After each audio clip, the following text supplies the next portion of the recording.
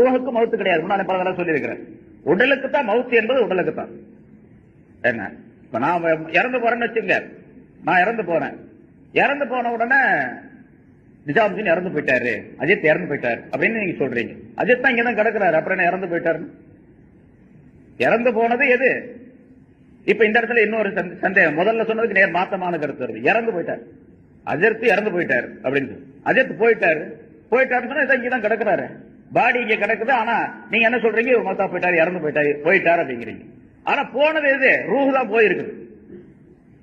ரூஹு தான் போயிருக்குது. இருக்கிறது பாடி இருக்குது. இங்க இருக்கக்கூடிய பாடியை போயிடுச்சு அப்படிங்கிறீங்க.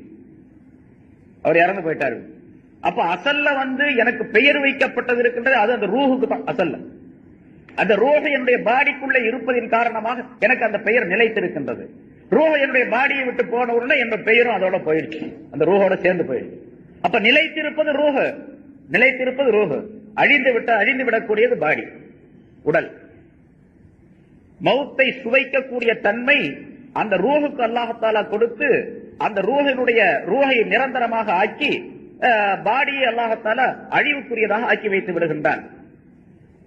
ஸல்லல்லாஹு அலைஹி வஸல்லம் அவர்கள் சொல்லுகின்றார்கள், இந்த மனிதன் உலகத்தில் இருக்கக்கூடிய நேரம் வரைக்கும் தூங்கிட்டே தான் இருக்கிறான். நம்ம இப்ப முழிச்சிருக்கிறோம்ல, முழிச்சிருக்கிற நேரத்தையும் தூங்குறதாகவே ரசூலுல்லாஹி ஸல்லல்லாஹு அலைஹி வஸல்லம் சொல்றாங்க. ராத்திரில கொஞ்ச நேரம் தான் தூங்குறோம், 6 மணி நேரம் 7 மணி நேரம் 8 மணி நேரம் தூங்குறோம். ஆனா மனிதர்கள் அனைவருமே இந்த மௌத்துடைய நிலையை உணராமல், மௌத்துக்கு பின்னால் என்ன நடக்குமோ அதை உணராமல், முன்னால் அந்த பைத்துல சொன்னதை போல, பாட்டுல சொன்னது போல, பலைத்த ஷாரி பாதல் பாபி மத்தார். மவுத் என்பது ஒரு வாசல்.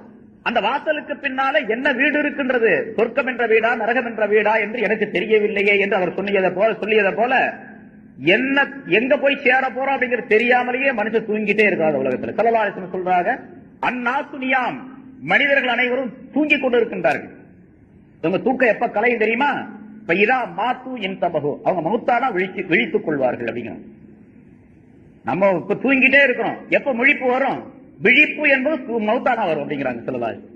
மௌத்தான பிறகு அந்த சக்கராத்துடைய நேரத்துல தெரியும், ஆஹா தவறிட்டனே, தப்பு செய்துட்டனே அப்படின்னு சொல்லி.